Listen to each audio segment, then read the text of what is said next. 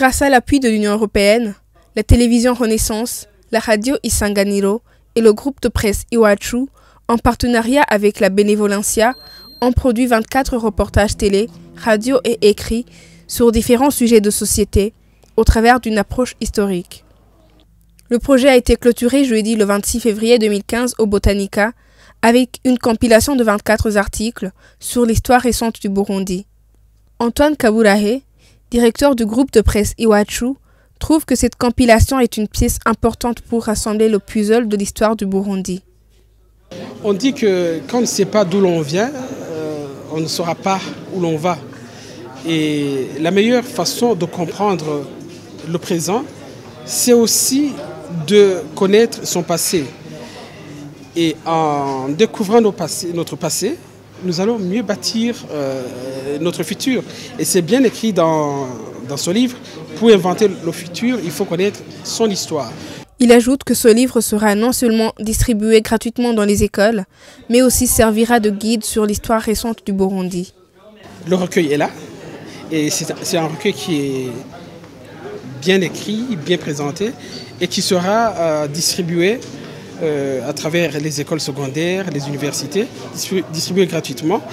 Et les articles sont bien faits, sont bien fouillés. Et cela vraiment permet aux lecteurs, aux jeunes lecteurs, mais pourquoi pas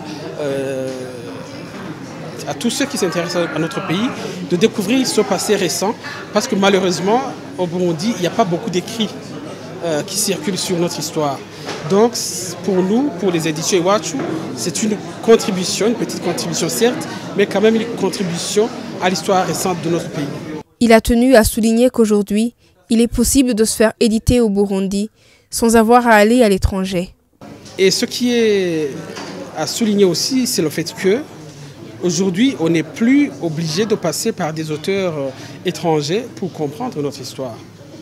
Il y a moyen aujourd'hui d'écrire, d'éditer, de distribuer des livres au Burundi. Ça, c'est un grand pas que nous avons pu faire.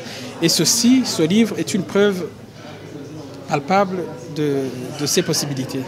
Abbas Bazumutima confie que sa soif n'est toutefois pas entièrement étanchée, malgré le travail effectué. C'est un sentiment de joie et j'allais dire que je suis satisfait, mais d'une autre manière aussi, je suis un peu...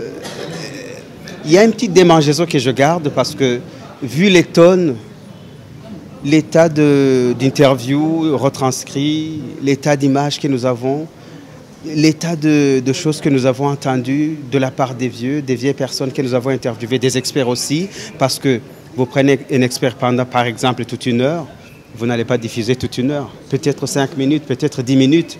Le projet Si ma mémoire est bonne, en Kirundi Ninabani Wuka, a été réalisé avec l'appui de l'Union européenne dans le cadre du PACAM.